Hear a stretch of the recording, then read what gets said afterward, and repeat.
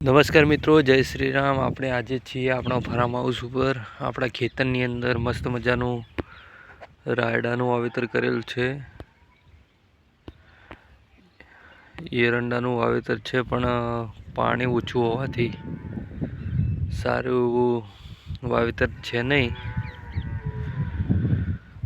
આજે બધું સામે વાડ દેખાય એટલા સુધી આપણું હદ છે, આપણું ખેતર છે।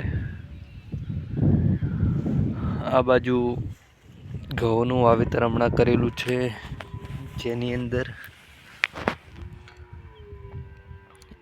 નીકળીને બહાર આવ્યા છે। લગભગ 10-15 દિવસનું વાવેતર છે ઘઉંનું।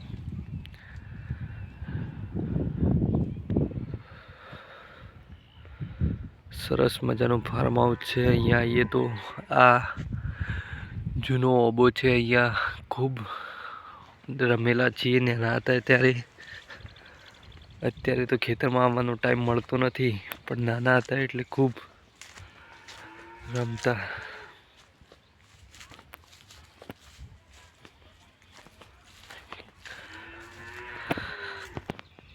આપણા એરિયાની અંદર નારિયેળી ખૂબ ઓછી જોવા મળે છે, પણ ખેતરની અંદર સરસ મજાની નારિયેળી છે ને એના ઉપર પક્ષીઓએ ખૂબ બધા માળા કરેલા છે।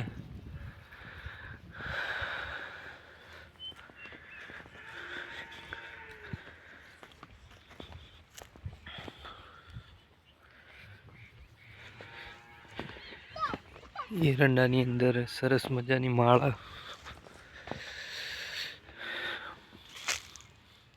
આવી છે।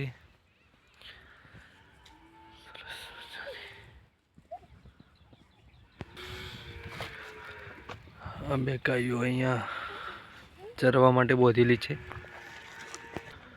આપણું જૂનું ઘર છે, જેમાં ભાગ્યા રહે છે।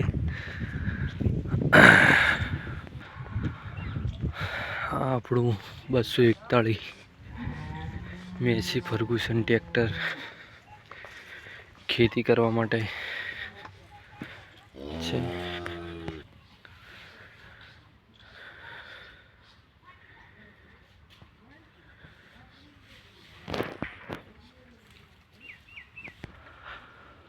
આ છે આપણું સરસ મજાનું ઢાળિયું, ઢોરો માટે, પશુઓ માટે, પશુઓના રહેઠાણ માટે સરસ મજાનું ઢાળિયું બનાવેલું છે। લોક સિસ્ટમ કરેલી છે, જેથી કરીને ઘાસચારો બગડે નહીં, પશુઓ સારી રીતે ઘાસચારો ખાય।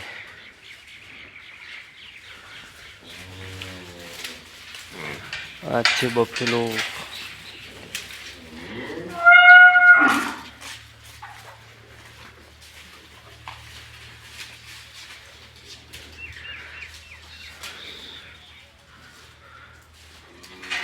ટ્રેક્ટર આખું ટોલિયાથી અંદર આવી જાય એવી સારી એવી ગેલેરી બનાવેલી છે।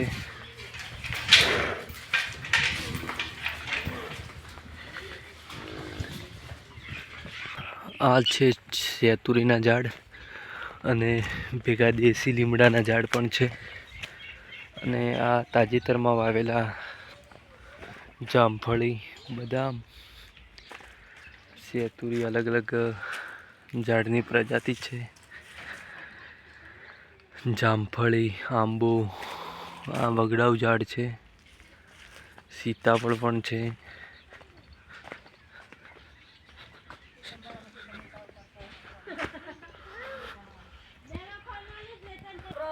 આ છે આપણું ખેતરનું ઘર।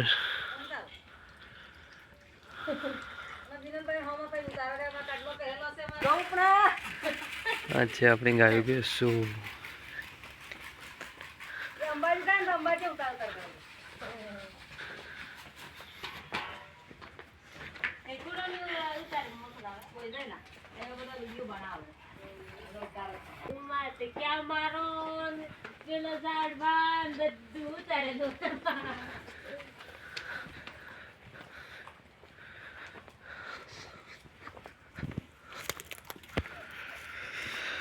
આ છે આપણું જોટું।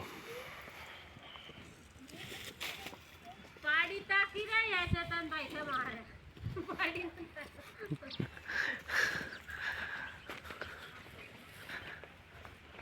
નમસ્કાર મિત્રો, આપણે અહીંયા વ્લોગને એન્ડ કરીએ છીએ. ચેનલને લાઇક શેર એન્ડ સબસ્ક્રાઈબ કરવા માટે વિનંતી. જય શ્રી રામ, જય હિન્દ, જય ભારત.